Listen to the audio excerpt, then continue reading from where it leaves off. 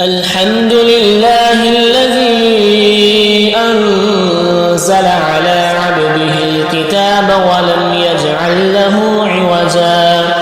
قيما لينذر بأسا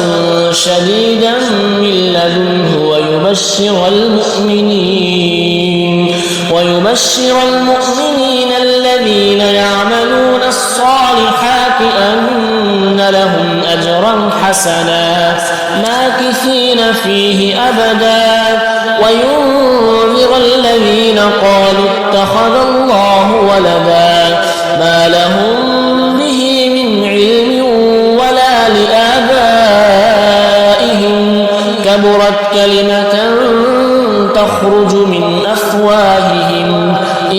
يقولون إلا كذبا فلعلك باخع نفسك على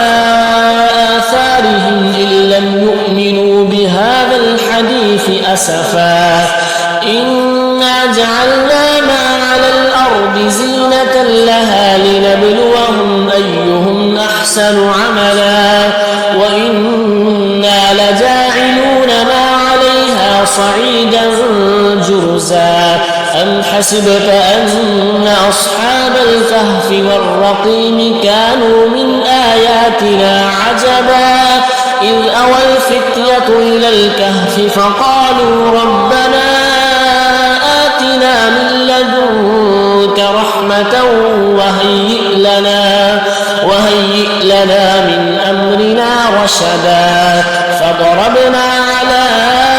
آذانهم في الكهف سنين عددا ثم بعثناهم لنعلم أي الحزبين يحصى لما لبثوا أمدا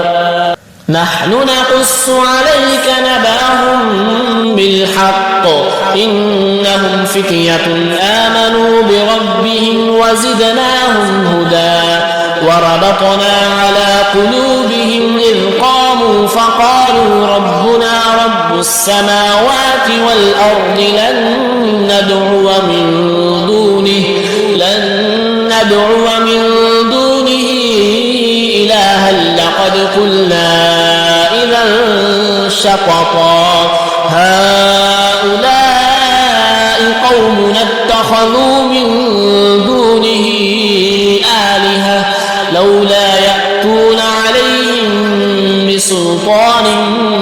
بين فمن أظلم ممن افترى على الله كذبا وإذ اعتزلتموهم وما يعبدون إلا الله فأووا إلى الكهف ينشر لكم ربكم من رحمته ويهيئ لكم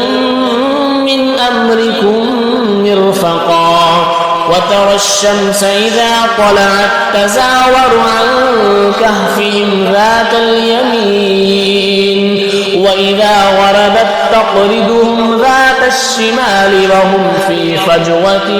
منه ذلك من آيات الله من يهد الله فهو المهتد ومن يضلل فلن تجد له وليا مرشدا وتحسبهم أيقاظا وهم ركود ونقلبهم ذات اليمين وذات الشمال وكلبهم باسط ذراعيه بالوصيد لو اطلعت عليهم لوليت منهم فرارا ولملئت منهم رعبا وكذلك بعثناهم ليتساءلوا بينهم قال قائل منهم كم لبثتم قالوا لبثنا يوما أو بعض يوم قالوا ربكم أعلم بما لبثتم فابعثوا أحدكم هذه إلى المدينة فلينظر أيها أزكى طعاما فليأتكم برزق منه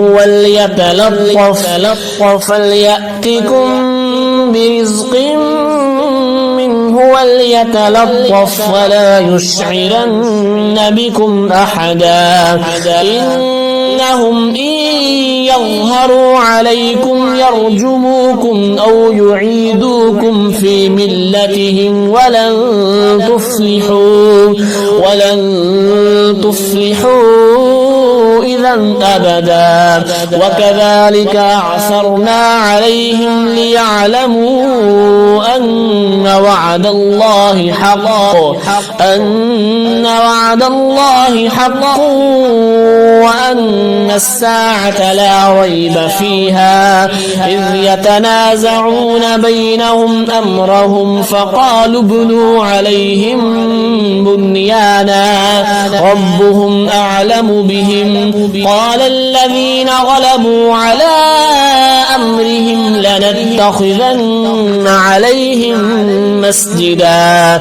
سيقولون ثلاثة رابعهم كلبهم ويقولون خمسة سادسهم كلبهم رجما بالغيب ويقولون سبعة وثامنهم كلبهم قل ربي أعلم بعدتهم ما يعلمهم إلا قليل فلا تمار فيهم إلا مراء ظاهرا ولا تستفت فيهم منهم أحدا